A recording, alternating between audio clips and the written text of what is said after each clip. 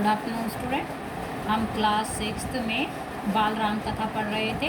हमने आपको बताया था कैसे जो है राम की शादी हो गई और वो अयोध्या आ गई। वहाँ पे रानियों ने पुत्र वधुओं की आरती उतारी और ये जो आनंद का उत्सव था अयोध्या में कई दिनों तक चलता रहा। अब थर्ड चैप्टर है दो वरदान। राजा दशरथ के मन में अब एक इच्छा थी कि राम का राज्याभिषेक हो जाए। वो इसलिए उन्होंने मुनि वशिष्ठ से विचार विमर्श किया। सारी सभा ने राजा दशरथ के प्रस्ताव को मान लिया और उसका स्वागत किया। तो बस जी राम के राज्याभिषेक की तैयारियां होने लग गई। इसे देखकर मंथरा जो थी जल भुन गई। राम का राज्याभिषेक उसे षड्यंत्र लगा कैकई के विरुद्ध, क्योंकि वो कैकई की दासी थी और बचपन से ही उसके साथ आई थी और बचपन से ही वो लगी थी। उसने कैकई को भड़काना शुरू कर दिया। क्या क्या कहा, अगर राम राजा बन गया तो तुम कौशल्या की दासी बन जाओगी। भरत को राम का दास बनना पड़ेगा और राम के बाद तो राम का बेटा ही राजा बनेगा, भरत नहीं।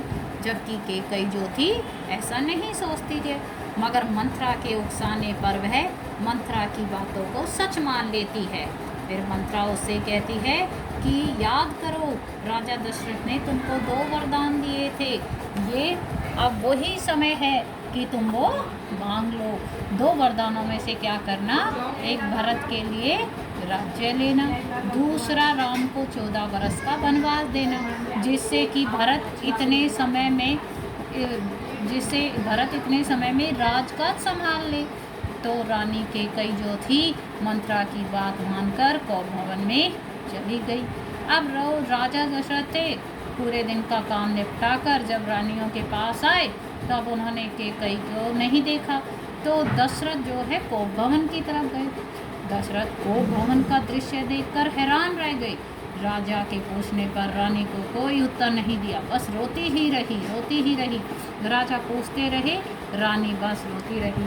दशरथ ने आखिर में राम की सौगंध खाई और कहा कि जो मैं तुम्हें वचन देता हूँ, तुम मुझसे जो मांगोगी मैं तुम्हें वही दूंगा। तब रानी ने दोनों बातें दशरथ को कह दी। आपने जो मुझे 2 वरदान देने की बात कही थी, अब मुझे वो दोनों वरदान दे दीजिए। पहले में भरत के लिए राज्य और दूसरे में राम को 14 वर्ष का वनवास। राजा दशरथ रानी को समझाने लगे, उसके आगे बार बार गिड़गिड़ाने लगे, कभी कभी उसे धमकाने लगे, डराते रहे।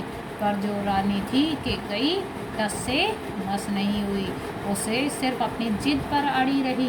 राजा बार बार बेहोश हो रहे थे। जब भी उठते वो कहते कि ये बात गलत है, भरत को राज्य दे दिया जाएगा लेकिन राम को 14 वर्ष का वनवास मत भेजो।